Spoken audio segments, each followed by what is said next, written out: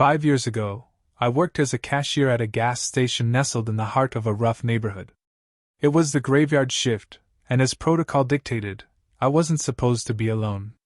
However, fate had other plans that night as my partner failed to show up for their shift. Alone and isolated, I sat behind the thick plexiglass shielding of the cashier area, a small tray serving as the only connection between me and the customers. It was just past 3 a.m. when fatigue began to weigh heavily on my eyelids, threatening to pull me into slumber. As I teetered on the brink of sleep, the faint jingle of the doorbell startled me awake. With a start, my eyes flew open, and dread washed over me as I beheld the figure standing on the other side of the window. It was him, the stalker, the nightmare from my best friend's past. His presence alone was enough to send shivers down my spine. I knew all too well the depths of his depravity. He had once hidden beneath a truck in the driveway of my friend's father's home, waiting patiently until her unsuspecting father walked by before viciously slashing his legs with a box cutter.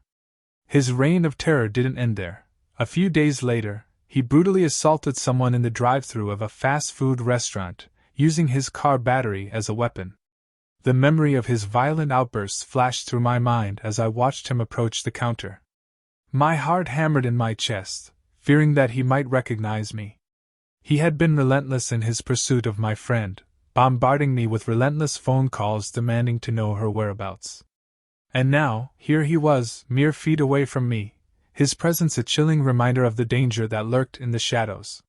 Yet, despite the passage of a year since our last encounter, fortune smiled upon me that night, and he failed to recognize me. With bated breath, I watched as he paid for his gas and departed, leaving me trembling in the wake of his departure. The harrowing experience served as a stark reminder of the horrors that lurked in the darkness of the night, forever etched into my memory as a tale of survival amidst unspeakable terror.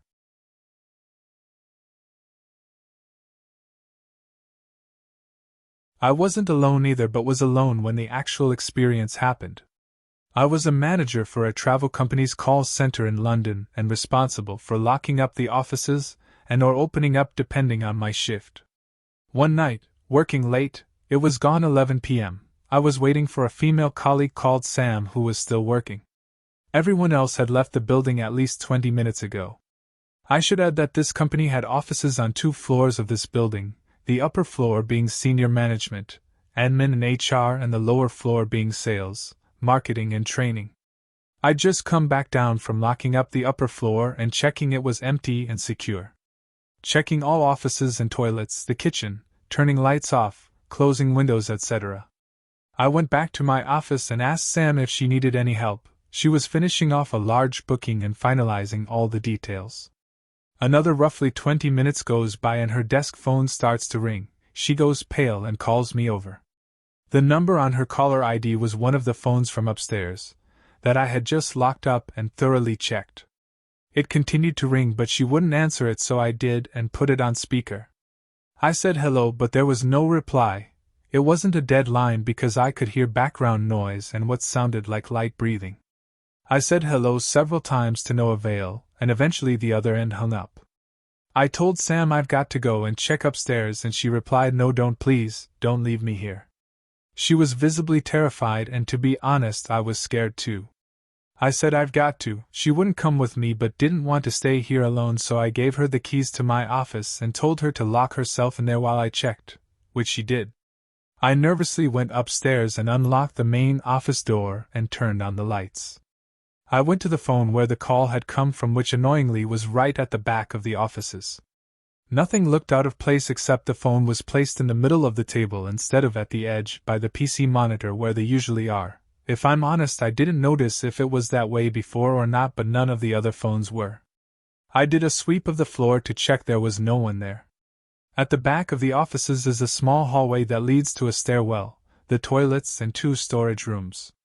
The hallway was dark and dingy as the bulb was out, but I had to check the toilets and storage rooms. I checked the toilets, nothing. Checked both storerooms, nothing. As I was coming back out of the hallway, my phone went off. I stopped and checked it. It was Sam asking if everything is okay. I replied, "Yeah, be down in a sec." That's when I got an enormous sense of dread and fear come over me. I had my back to the hallway but could sense someone standing behind me even though I just checked and no one was there. I quickly marched back to the front of the offices to the main door without looking back. I opened the door, walked out, and only then turned round to lock the door. I looked through the glass pane to the hallway at the back of the office but couldn't see anything. I went back downstairs, grabbed Sam, and told her it's late, we should go. She didn't argue and we locked up and left together. I told her what happened once we was outside and she looked even more terrified. To this day I have no explanation for what happened, but other people there have also noted that they get a feeling of dread occasionally when they go to that hallway.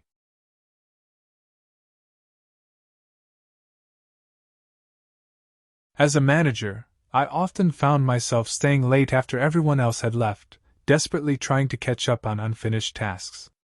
However, there was one aspect of working late that I absolutely dreaded: the eerie creaks and groans of the building. You see, the building I worked in had a reputation for being haunted. Strange occurrences were a regular part of our nightly routine. Heavy objects would inexplicably topple off shelves, and fleeting apparitions would dart across empty corridors. Despite these unsettling events, I never felt overtly afraid. It was as though the spirits that inhabited the building were simply going about their own business, tolerating our presence during the day. One particularly unsettling evening, as I toiled away in the dimly lit office, I couldn't shake the feeling of being watched. Every shadow seemed to conceal something sinister, and the air was thick with an otherworldly presence. I hurriedly finished my work and made a hasty retreat, vowing to return early the next morning to avoid another encounter with the unknown. However, the ghosts of the building had other plans. As my colleague and I bid farewell to our long-time workplace, we decided to make one final sweep of the premises to ensure we hadn't left anything behind. As we wandered through the empty corridors, a chill descended upon the air, and an oppressive silence enveloped us. Suddenly, we turned a corner and found ourselves face to face with the apparitions that had haunted our every move for years. They stood motionless on the mezzanine, their spectral forms illuminated by the pale moonlight streaming through the windows. In that moment, a wave of fear washed over us, and we were paralyzed by the realization that we were not alone in the building. It was a somber and unsettling farewell, tinged with the knowledge that we were leaving behind more than just memories. As we finally made our exit, the echoes of our footsteps mingled with the whispers of the spirits that lingered within those haunted halls, a constant reminder of the otherworldly forces that dwelled within.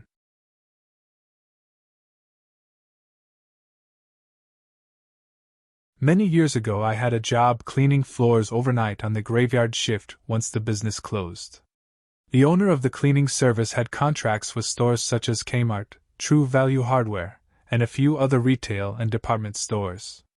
Normally it was 2 or 3 guys to a store depending on the size of the store. True Value, for example, was small, so there would only be 2 guys assigned. There was a running joke about how scary it is to be locked in a store all alone for a night, and you don't want to ever experience it. I would hear stories and jokes but never thought much about it. Every time I reported to where I was assigned there was always another guy or 2, so there was never an issue.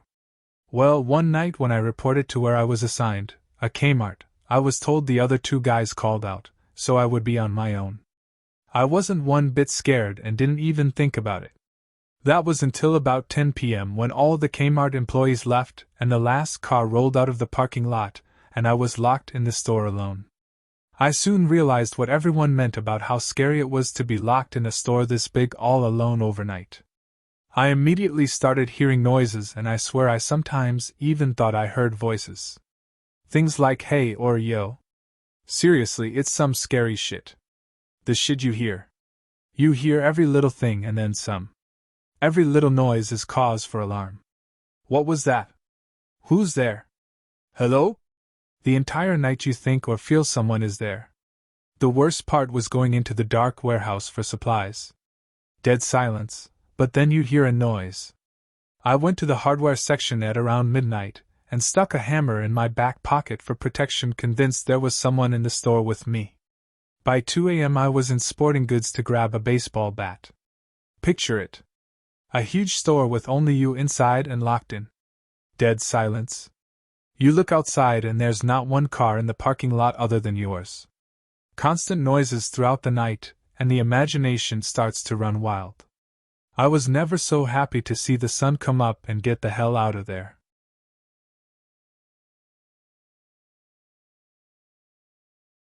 There are two incidents in my life that have left me questioning the boundaries of the known and the unknown.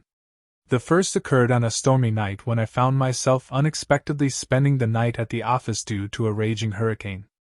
Many of my colleagues had opted to brave the treacherous weather and head home, but with a river blocking my path, I chose to stay put until the storm subsided.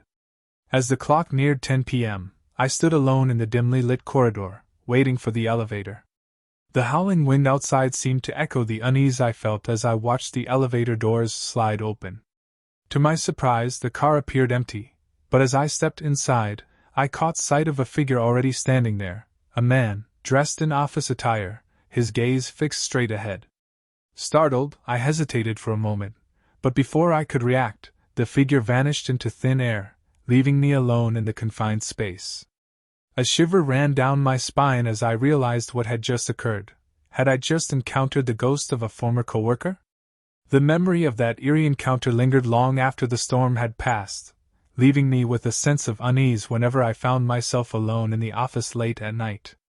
Years later, while working a new job on the afternoon shift, I experienced another inexplicable event that left me questioning the nature of reality. It was nearing 11 p.m. as I made my way home from work, the city streets deserted and bathed in the soft glow of streetlights. As I walked, I happened to glance up at the sky, where I was greeted by an astonishing sight, a huge, luminous orb hanging low on the horizon, casting an ethereal glow over the cityscape.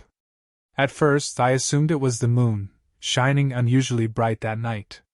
But as I tore my gaze away and looked elsewhere in the sky, I saw the real moon, its familiar shape obscured by wisps of clouds. Confused, I returned my attention to the glowing orb, watching in disbelief as it hovered silently in the night sky. And then, in an instant, it was gone, disappearing from view with a speed that defied explanation.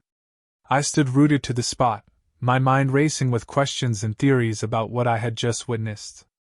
Was it some sort of celestial phenomenon, or perhaps a trick of the light? Or had I, once again, stumbled upon something beyond the realm of rational explanation? To this day, I'm haunted by those two inexplicable encounters, each one leaving me with more questions than answers. And though they may not have been the stuff of nightmares, they were certainly enough to give me pause and make me wonder about the mysteries that lurk in the shadows of our everyday lives.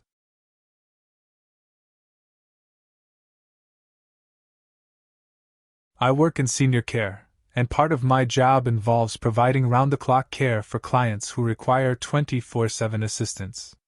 One particularly memorable night, I found myself on the graveyard shift, caring for a client in a cozy ranch house nestled in a quiet neighborhood. The night stretched on endlessly, with the darkness outside broken only by the occasional flicker of streetlights. My client, a sweet elderly man, had retired to his room for the night, and I settled into a routine of checking on him periodically while also tending to various tasks around the house. To make things easier, we had set up baby monitors to keep an ear on my client's room from the lower floor. It was around 1 a.m. when I decided to tidy up the kitchen and put away some dishes. As I worked, I heard the faint crackle of the baby monitor and paused, listening intently. To my astonishment, I heard the sound of my client's voice emanating from the speaker, engaged in what sounded like a conversation. But what sent shivers down my spine was the unmistakable reply of a woman's voice, clear as day, answering him back. My heart skipped a beat as I realized the chilling truth. There was no other woman in the house besides me and my client. His wife had passed away several years ago, and we were the only two occupants of the ranch house that night. The realization sent a chill down my spine, and I couldn't shake the feeling of unease that settled over me like a heavy blanket. Despite the warmth of the cozy home, I couldn't shake the feeling that we were not alone, that there was another presence, unseen and mysterious, lingering in the shadows.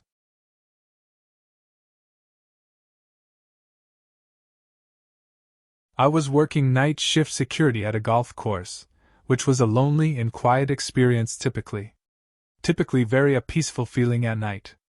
As I was driving through the course itself to cut from one side of the perimeter to the other, I saw a very distinct cloud overhead, and by overhead, I mean literally about maybe 15 degrees from directly overhead. I wouldn't have noticed anything but for the sky being moonlit, and mostly clear, but still a nice sight to see everything illuminated by the moon. And this one cloud, it still gives me chills, looked exactly like the Grim Reaper archetype. I'm talking about a skeletal figure in a robe with a bladed instrument in hand. And of course I looked away and looked back and told myself it had to be an optical illusion. No amount of reasoning compares to the sight of something not normal. I have never seen a cloud that looked exactly like anything. A cemetery is nearby. And like I said, normally this place felt at peace. That night, I just had to drive as far away as possible from that thing, as fast as possible. It was still there about 2 minutes later, so I went inside for about 10 minutes, and then the sky had changed enough that I could no longer see it.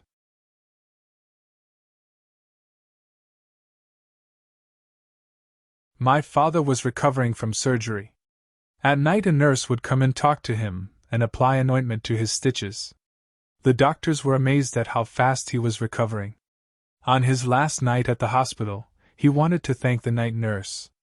When she came in, he asked how he could get some of the ointment, and she said he couldn't get it. It was special. After her readings when she was leaving, he said he wanted to thank her and said, "Vaya con Dios."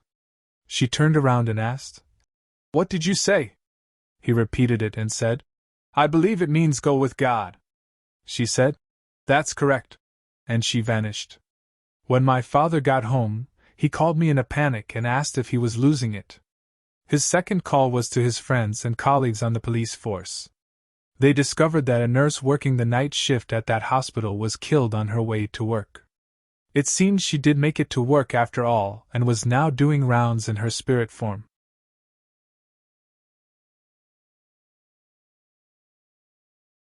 I was working the night shift at a rest home and hospital for old folks, which can be very eerie. I don't believe in anything like ghosts or any superstitious shit usually. But in a hospital at night sometimes your mind becomes a teeny tiny bit unhinged and everything is permitted. It's pretty much the Shining rules, which means that behind every door is a wizened decomposing old lady who wants to get freaky, or a teddy bear furry about to perform a ghostly gobby on some old guy, and I'm all down for ghostly gobies. Just not before my time. Never before my time. One night I could hear shrieking coming from down the corridor. Shrieks are never good in a hospital. I peered out the kitchen door and spotted one of our hostel residents, Gwen, running down the corridor waving her arms above her head, just screaming her tits off. My heart was just pounding from fright watching this lady going bonkers. I pretty much noped it to the admin desk and told the RN that old Gwen was going ape shit. I did not feel at all equipped to deal with her while she was spinning off the rails. The RN approached her and tried to calm her down and ask what was wrong. Gwen said that her room was being bombed. Huh? Bombed? I was really perplexed and suggested I go check her room out. Maybe something had fallen over and made a loud bang which caused Gwen to flip out. RN says, "No. She's having an episode. When she was little, she lived through the London Blitz. It comes back to her sometimes, and she still gets scared." I just thought, poor Gwen. I guess you never know how long it takes some scars to heal, and some just never do. That's really sad. So we tried to convince her to go back to bed, but she was trembling all over and super argumentative. She refused to go back until I held her hand and walked her back and said I'd make her a cup of tea. She went back to her room and I went back to the kitchen and made her a hot cuppa. When I brought her tea tray and she was sitting on her bed calmly. On the floor right next to her bed was a big pile of rubble and plaster from the ceiling that had collapsed right next to while she was asleep. Oh snap! The ceiling had rotted through. Gwen wasn't having a blitz flashback. Man, the RN's face when I walked back and told her the ceiling had caved in. Fucking beautiful. We moved her to another room and the whole time I'm grinning at our RN going, "So she's just a crazy old bird, huh?